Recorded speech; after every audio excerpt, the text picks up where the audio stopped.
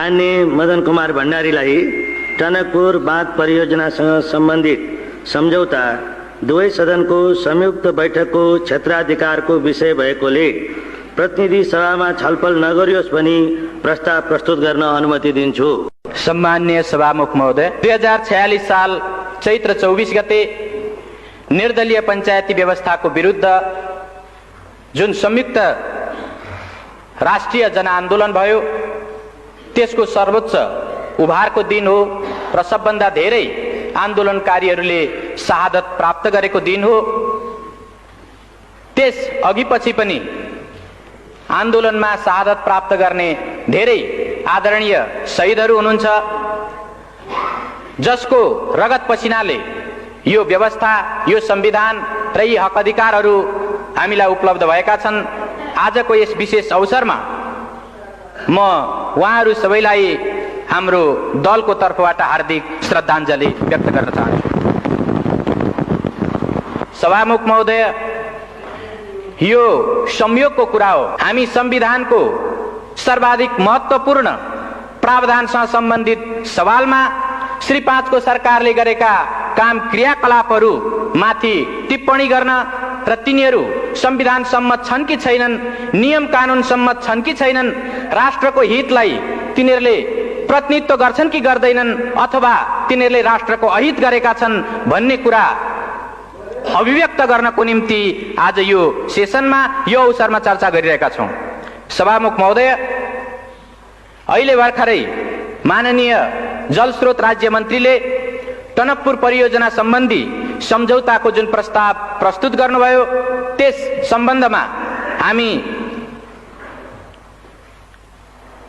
हाम्रो दलको तर्फबाट, प्रतिपक्षको तर्फबाट त्यो सम्झौताको बारेमा, त्यो प्रस्तावको बारेमा, त्यसमा भएका विषयवस्तुहरूको बारेमा हाम्रो आपत्ति, हाम्रो विरोध र यो प्रस्तावलाई प्रतिनिधि सभामा प्रस्तुत गर्नु संविधान सम्मत हुँदैन, नियम कानुन सम्मत हुँदैन र यसलाई यहाँ प्रस्तुत गर्ने र छलफल गर्ने कुरा संविधान र नियम कानुनको उल्लङ्घन गर्ने कुरा हो। त्यसो हुँदा यसलाई यहाँ प्रस्तुत नगरियोस्, यसलाई यहाँ छलफल नगरियोस् भन्नको निम्ति आफ्नो प्रतिवादको बारेमा म एक दुई शब्द अगाडि भन्न चाहन्छु।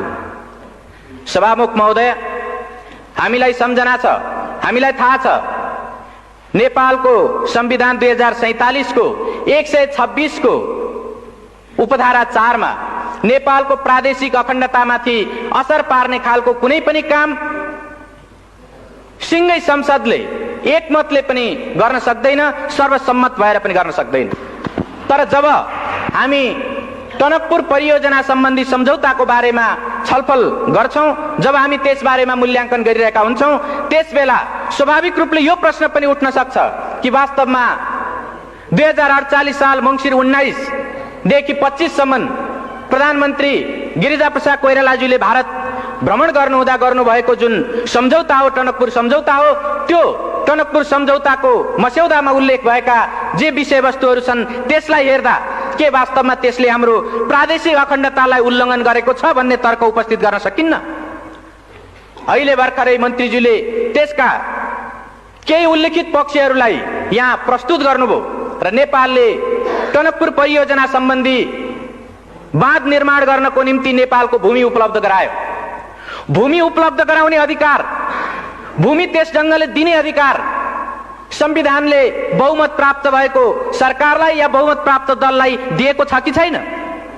सभामुख महोदय, हामी संविधानको प्रावधानलाई हेरेर, सम्बन्धित ऐन कानुनहरूलाई हेरेर र अरू कुनै नियमावलीहरूलाई हेरेर पनि हामी भन्न सक्छौं मुलुकको कुनै पनि त्यस्तो व्यक्ति वा निकाय छैन जसले यो मुलुकको 2.9 हेक्टर मात्रै होइन, 1 इन्ची जमिन मात्रै पनि कुनै अर्को वैदेशिक राष्ट्रलाई दिन पाउँदैन र त्यो ढङ्गले दिने कुनै प्रावधान छैन। सभामुख महोदय, तर टनकपुर परियोजना सम्बन्धी सम्झौतामा त्यो कुरा गरिएको छ। म संविधानको 126 को उपधारा 3 तर्फ म ध्यानाकर्षण गराउन चाहन्छु। त्यो 3 मा, उपधारा 3 मा के उल्लेख गरिएको छ भने कुनै पनि 126 को उपधारा 3 मा के उल्लेख गरिएको छ भने कुनै पनि सन्धि सम्झौताहरू यदि संसदले अनुमोदन गर्नुपर्ने सन्धि सम्झौताहरू छन् भने संसदले अनुमोदन नगरुन्जेलसम्म नेपालको हकमा त्यो लागू भएको मानिने छैन। सम्माननीय सभामुख महोदय, टनकपुर परियोजना सम्बन्धी सम्झौतामा हामी देख्छौं कि डिसेम्बर 5 मा 1991 को डिसेम्बर 5 मा जुन सम्झौता भयो त्यो सम्झौता गरिरहेकै बेला त्यो सम्झौताको टनकपुर सम्बन्धी सम्झौताको पहिलो लिखतमै पहिलो प्याराग्राफमै यो सम्झौतालाई डिसेम्बर 15 देखि कार्यान्वयन गरिने गरी यो सम्झौता गरिन्छ भनेर उल्लेख गरिएको छ। सम्माननीय सभामुख महोदय, संविधानको उल्लङ्घन गर्ने अधिकार बहुमत प्राप्त गरेको दललाई छ कि छैन? प्रधानमन्त्रीलाई छ कि छैन? कुनै पनि एउटा त्यस्तो व्यक्ति वा निकायलाई छ कि छैन? सम्माननीय सभामुख महोदय, संविधानको सर्वोच्चता अर्थात् संवैधानिक राजतन्त्र पनि संविधानभन्दा माथि हुन पाउँदैन भन्ने यो संविधान बहाल भइसकेपछि कुनै पनि एउटा व्यक्ति वा निकाय कसैले पनि संविधानभन्दा माथि रहेर वा संविधानका धाराहरूलाई उल्लङ्घन गरेर काम गर्न सक्दैन। तर यो टनकपुर परियोजना सम्बन्धी सम्झौतामा जो स्वाभाविक रूपले संसदले अनुमोदन गर्नु पर्थ्यो त्यो संसदमा प्रस्तुत गर्नु अगावै, संसदलाई जानकारी दिनु अगावै, संसदले अनुमोदन गर्नु अगावै, अझ जुन बेला सन्धि गरिँदै थियो, जुन बेला त्यसको ड्राफ्ट तयार हुँदै थियो, त्यस बेला नै वास्तवमा 10 दिन भित्रैमा या 5 डिसेम्बरमा त्यो सम्झौता गरेर 15 डिसेम्बरदेखि लागू गर्ने भनेर जुन त्यहाँ सम्झौता गरियो यो घोर संविधानको उल्लङ्घन हो। र यस्तो संविधानको उल्लङ्घन भएको कुराप्रति यो सदनले, यो मुलुकले गम्भीरतापूर्वक लिने कि नलिने? आदरणीय सभामुख महोदय, हामी यो कुरालाई अत्यन्त गम्भीरताका साथ लिनुपर्छ भन्ने ठान्छौं।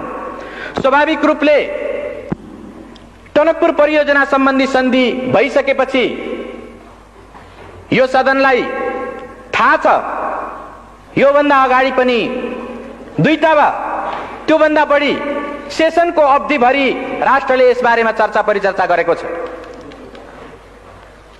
सबै सन्धि सम्झौताहरू संसदमा प्रस्तुत गरिनुपर्छ र टनकपुर सम्बन्धी जुन सम्झौता हो यो सम्झौता सदनमा प्रस्तुत गर्ने र सदनद्वारा अनुमोदन गरिनुपर्ने सम्झौता हो भनेर हामीले प्रतिपक्षको तर्फबाट यही सदनमा र योभन्दा अगाडिका सेसनहरूमा पनि हामीले दृढतापूर्वक उठाएका छौं।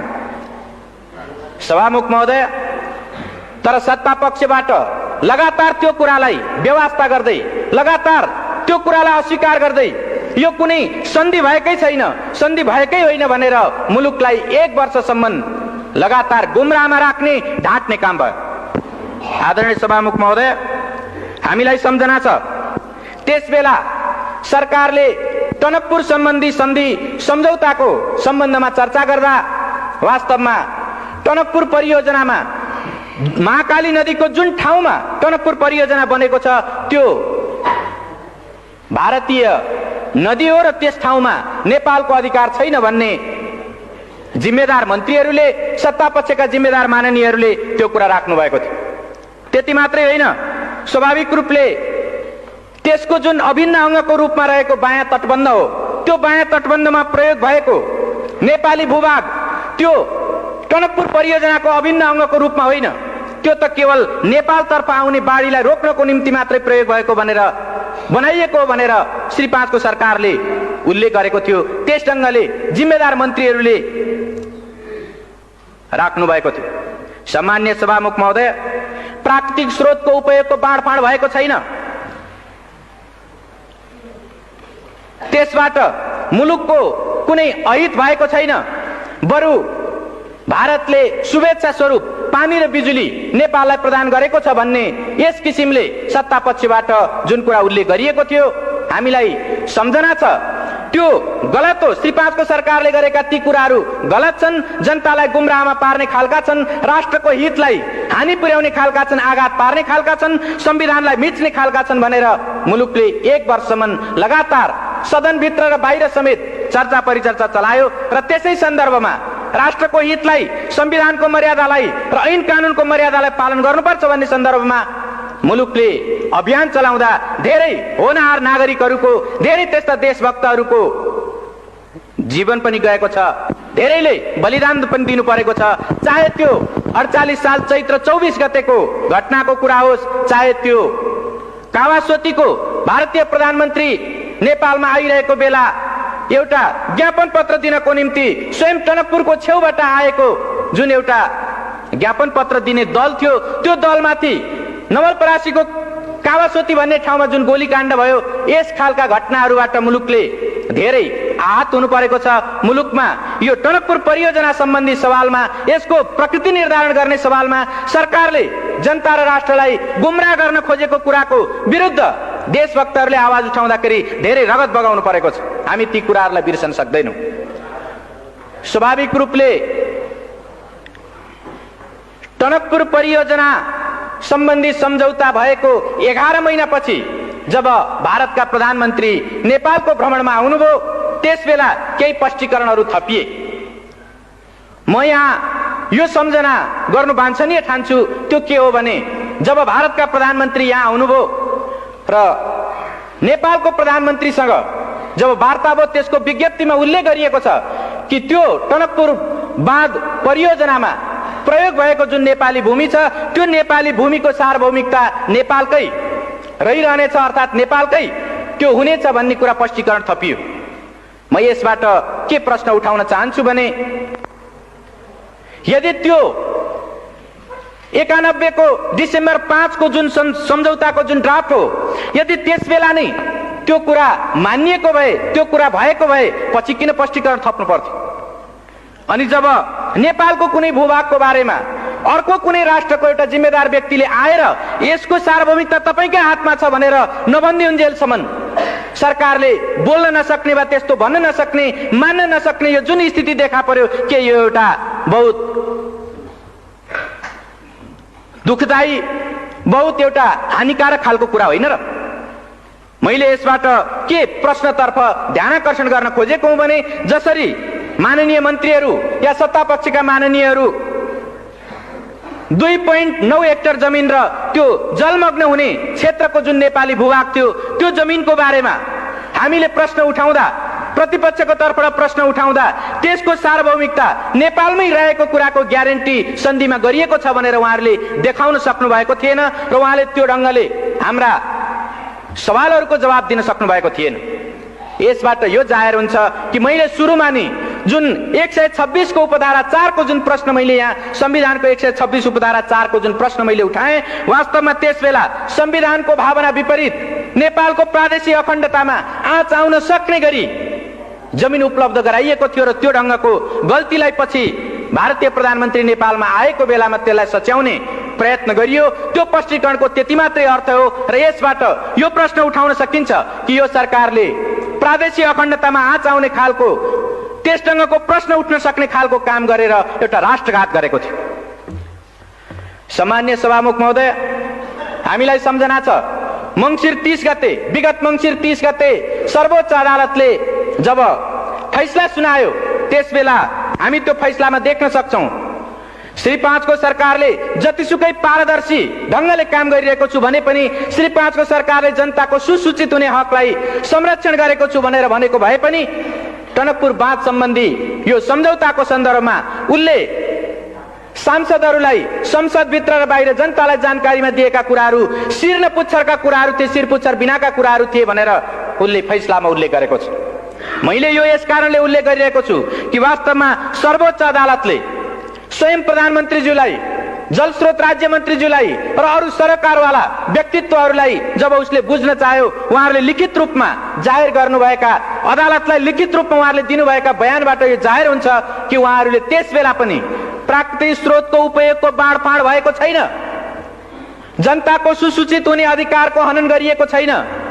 यो बायाँ तटबन्ध भनेको त्यो टनकपुर परियोजनाको अभिन्न अङ्ग होइन र महाकाली नदी को जुन ठाउँमा टनकपुर बाँध परियोजना बनेको छ, त्यो परियोजना भित्र नेपालको नदी अधिकार अर्थात् नेपालको त्यहाँ पानी सम्बन्धी अधिकार त्यस्तो छैन भनेर जुन उहाँहरूले उल्लेख गर्नुभएको थियो, त्यो कुराको खिलाफमा सर्वोच्च अदालतले श्री 5 को सरकारले सुसूचित नगरेको, शिर र पुच्छरको कुरा जानकारी दिएर तर उसले वास्तविक जानकारी नदिएको र प्राकृतिक स्रोतको उपयोगको बाँडफाँड भएकै हो भन्ने कुरा र देब्रे तटबन्ध टनकपुर परियोजनाको देब्रे तटबन्धमा प्रयोग भएको नेपाली जुन भूभाग छ र त्यो भूभागमा बनेको जुन बाँध छ त्यो बाँध टनकपुर परियोजनाको अभिन्न अङ्ग हो भन्ने कुरा उसले फैसला गरेको छ। र यसबाट के प्रश्न उपस्थित हुन्छ भने श्री 5 को सरकार आफूले गरेका कामहरू जबसम्म अर्को कुनै निर्णायक महत्त्वपूर्ण सर्वोच्च निकायले जबसम्म फैसला गर्दैन तबसम्म ऊ आफ्ना गल्तीहरूलाई कुनै पनि हालतमा आत्मसमीक्षा गरेर वा अर्को कुनै प्रतिपक्ष वा देशका बुद्धिजीवीहरू वा आम जनताले उल्लेख गरे पनि ऊ कुनै शून्य टेर्ने र त्यसलाई समीक्षा गर्नेवाला छैन। तर जब सर्वोच्च अदालतले यो फैसला गर्यो त्यो फैसला गरे पछाडि पनि हामी यो सम्झना गर्न सक्छौं कि धेरै केही माननीय मन्त्रीज्यूहरूले त्यसपछि पनि उल्लेख गर्दा वास्तवमा त्यो त समझदारी नै भएको हो भनेर सन्धि भएको होइन भन्ने किसिमले फेरि पनि उहाँहरूले उल्लेख गर्नुभयो। फेरि पनि केही सत्तापक्षका माननीय सदस्यहरूले त्यस ढङ्गले उल्लेख गर्नुभयो। साँच्चै भन्ने हो भने यसो भन्न सकिन्छ सर्वोच्च अदालतको फैसलालाई पनि अपमान गर्ने खालका कुराहरू उहाँहरूले धेरै ठाउँमा उल्लेख गर्नुभएको छ। सम्माननीय सभामुख महोदय, अहिले श्री 5 को सरकारको तर्फबाट जलस्रोत राज्य मन्त्रीले प्रतिनिधि सभामा जुन सम्झौता प्रस्ताव प्रस्तुत गर्नुभएको छ र जुन मूल्याङ्कनको हवाला दिँदै उहाँले यो प्रस्ताव राख्नु भएको छ, म के उल्लेख गर्न म के भन्न चाहन्छु भने श्री 5 को सरकार संविधान ऐन कानून राष्ट्र र जनताको हितमा व्यवस्थाको हितमा नहुने खालका आफ्ना क्रियाकलापहरूलाई सकेसम्म ढाकछोप गर्न चाहन्छ र हामीलाई यो सम्झना छ कि बितेको 1 वर्षसम्म यो सन्धि नै होइन भनेर उत्तिकै दृढताका साथ प्रधानमन्त्री लगायत सबै माननीय मन्त्रीहरू र सत्तापक्षका सांसदहरू यो उल्लेख गरिरहनु भएको थियो। अहिले सर्वोच्च अदालतले फैसला सुनाइसकेपछि यो सन्धि हो र यसलाई संसदमा लगेर अनुमोदन गराउने सर्वोच्च अदालतको आदेश छ।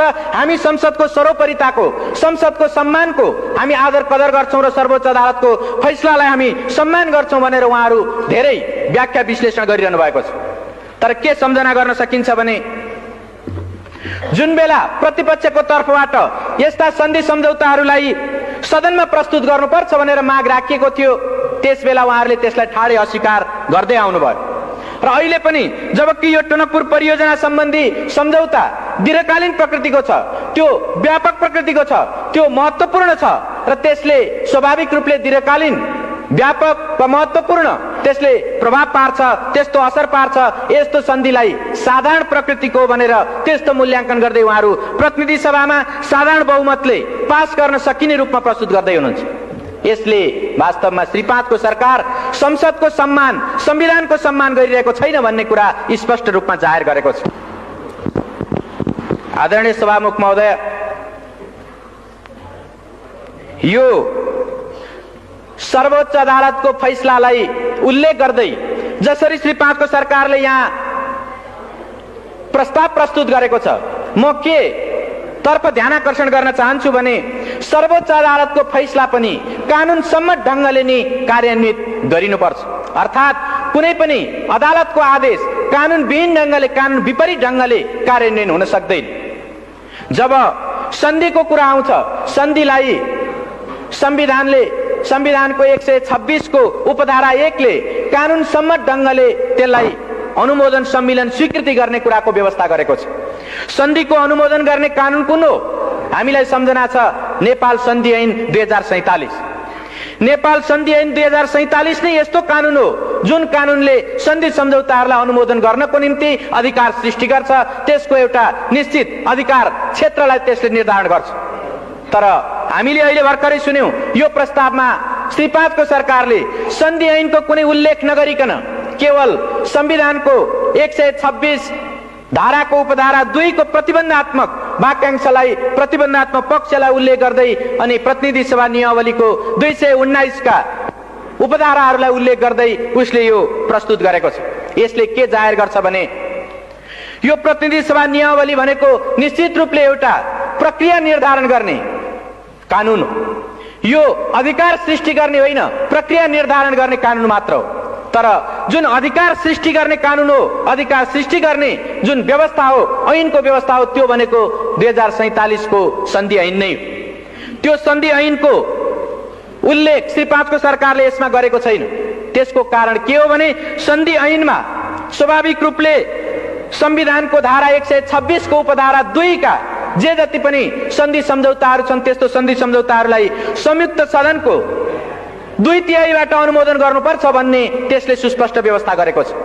तर संविधानको यो भावना र ऐन कानुनको यो पक्षलाई सर्वथा विस्मृतिमा राखेर, त्यसलाई बिर्सेर या त्यसलाई उल्लङ्घन गरेर त्यसलाई आदर गर्न नचाहेर श्री 5 को सरकारले केवल सर्वोच्च अदालतको फैसलामा रहेको यो पक्षलाई कि श्री 5 को सरकारले मूल्याङ्कन गरेर प्रतिनिधि सभा वा संयुक्त सभामा लैजाओस् भन्ने त्यो पक्षलाई मात्रै उल्लेख गरेर उसले प्रतिनिधि सभा नियमावलीका केही धाराहरूलाई टेक्दै यस सभामा यो सदन समक्ष प्रस्तुत गरेको छ।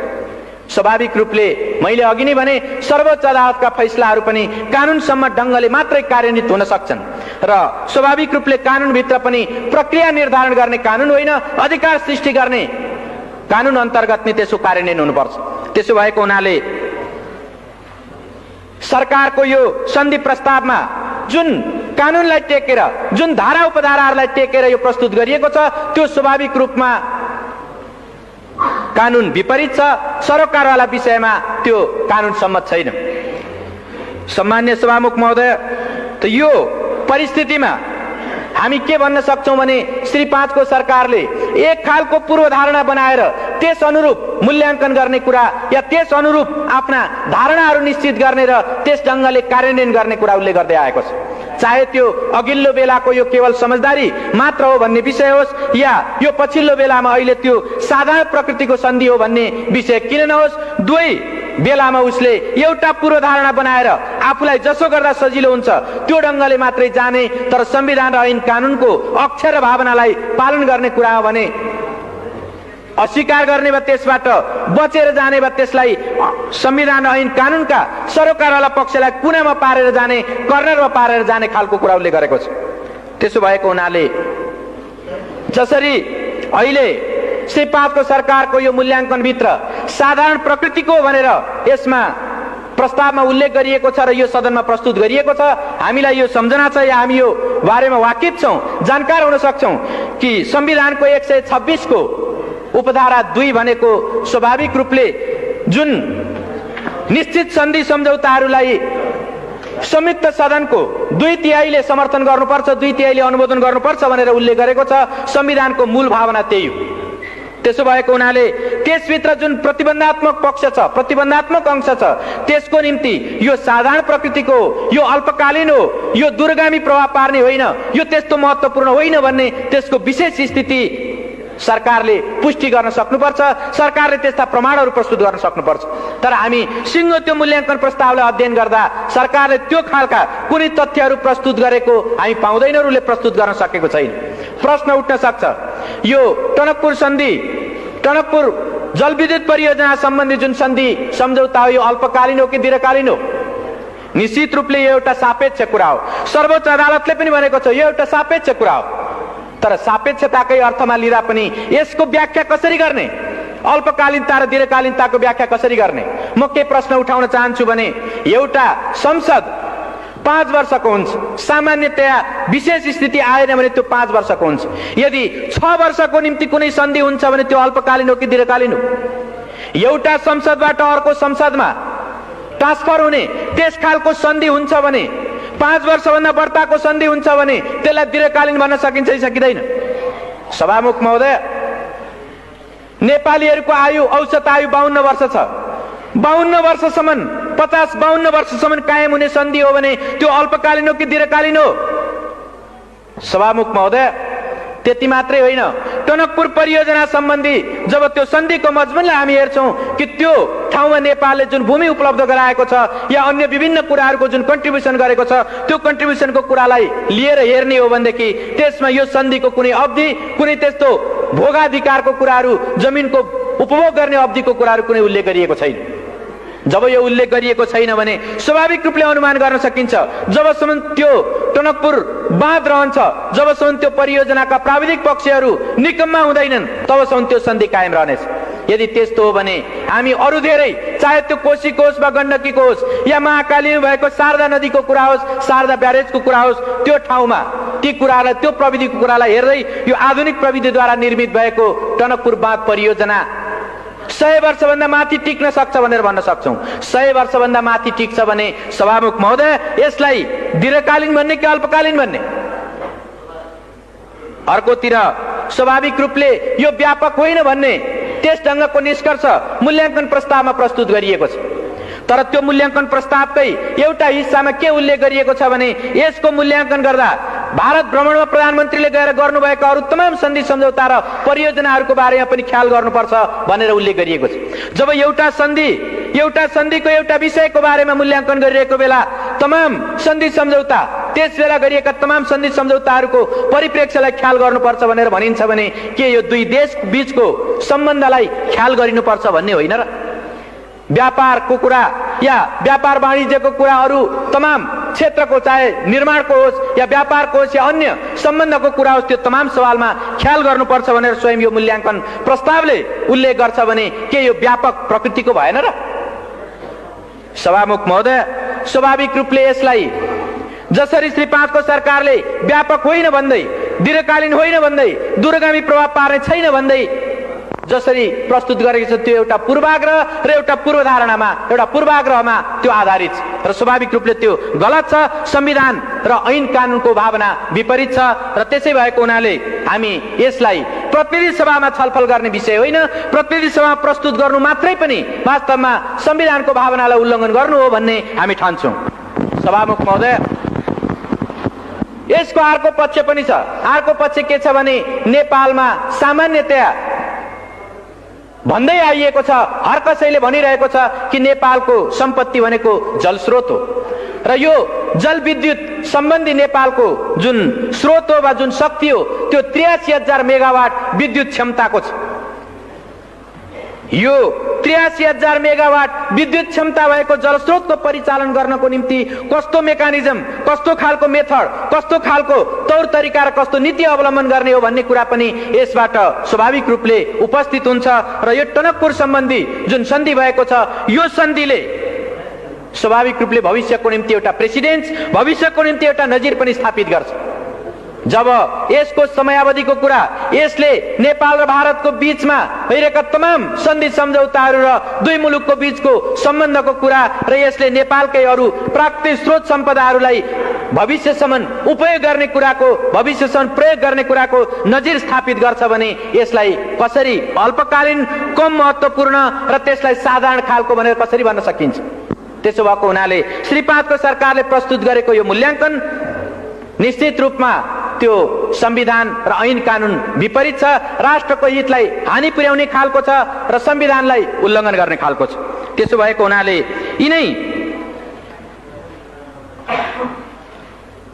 यिनै विषयहरूलाई आत्मसात गरेर, यिनै कुराहरूलाई हृदयङ्गम गरेर हामीले